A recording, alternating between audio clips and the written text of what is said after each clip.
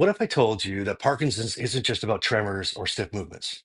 What if I told you that for many people, the hardest part of Parkinson's is the battle happening in their mind? Depression, anxiety, fear, frustration, these aren't just side effects. They're actually core parts of the disease, yet they're the parts that nobody likes to talk about. Well, in today's video, we're going to dive into the mental health side of Parkinson's, the struggles that you can't see, why they happen, and how we can better support those who are going through it. Because the truth is, Parkinson's is about more than just movement, it's about survival. And sometimes the mind is the hardest thing to fight.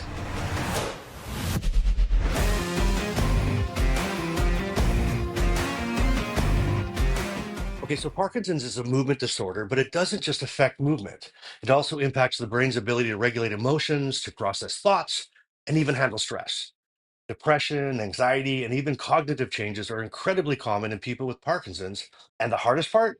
Most people don't see it. They only notice what's on the surface. This isn't just about feeling sad or worried every now and then. This is something like completely different, something deeper. And it's caused by more than just frustration of dealing with a disease. So, why does Parkinson affect mental health so much? Well, there's a few reasons. First one would be brain chemistry changes. Parkinson's affects the level of dopamine in the brain. Now, dopamine isn't just about movement, it's also that feel good chemical that helps regulate mood. When dopamine levels drop, it can lead to depression, anxiety, and even apathy, where you're not motivated to do things that you used to do that you really enjoy. That's apathy.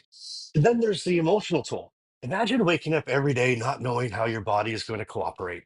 Some days you move fine, other days every step feels like a struggle. Well, that kind of uncertainty can wear on you. And then on top of all of that, let's talk about something a lot of people don't mention: loneliness.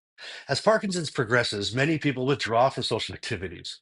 Maybe it's because they don't want to be seen struggling, or maybe they feel like that they're a burden. But either way, isolation only makes mental health worse. It's a cycle. The physical symptoms make mental health worse, and the mental health struggles make the physical symptoms harder to manage. So let's break it down.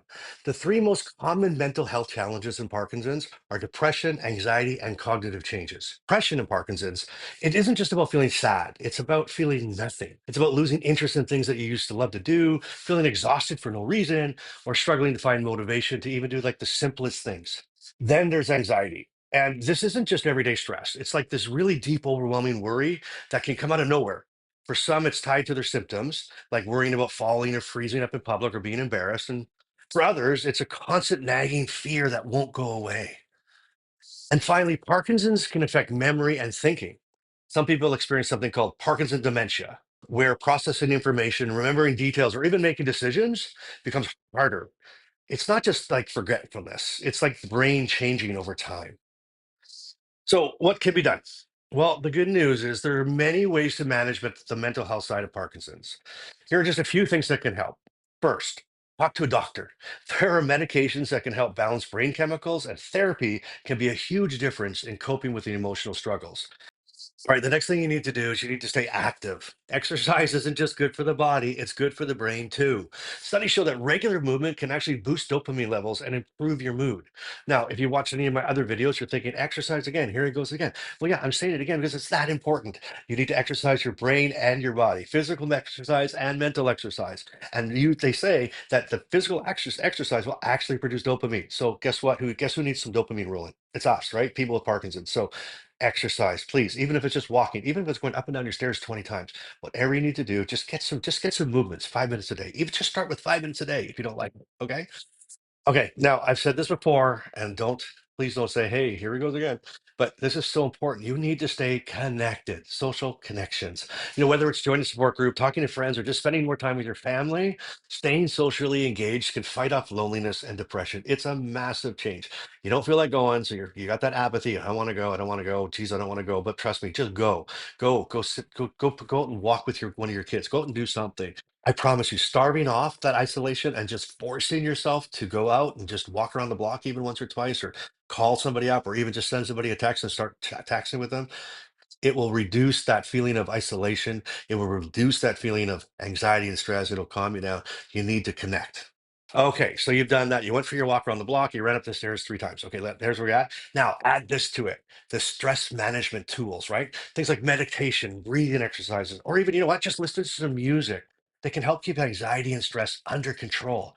So start with what you like to do. Do you like music? Then literally lay on your couch, put some music on some headphones, and just get lost in the music. Or if you like listening to a podcast, or get lost in a podcast, or if you like watching these videos, just put some headphones on and get lost in some videos of mine. Schedule this time in your day, whether it be 5 minutes, 10 minutes, whatever. Start small, even 5 minutes, but schedule it. Say, you know what, from 5 o'clock till 5:05 every day, I am going to go into the back bedroom where I'm all by myself, and I'm just going to listen to some music. But whatever it is that helps you just to relax. But trust me, schedule the time in, do the 5 minutes, do 10 minutes, and stagger it. Don't stay at five, go five. And then, once you get on a good regular basis, do it for a week.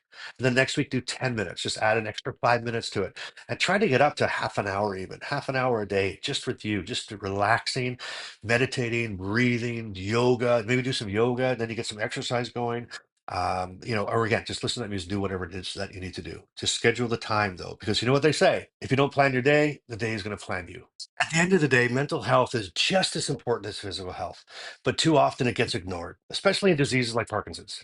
And that's why we need to talk more about it. We need to raise awareness, and we need to support those who are going through it. If you know somebody with Parkinson's, check in on them, ask them how they're doing. Sometimes the hardest struggles are the ones that you don't see. And if this video helped you understand Parkinson's and mental health a little bit better, then do me a favor, hit the share button down there and share with somebody who needs this, and subscribe for more real life topics that matter. And as always, keep doing life today. And you know what? I'll see you in the next one.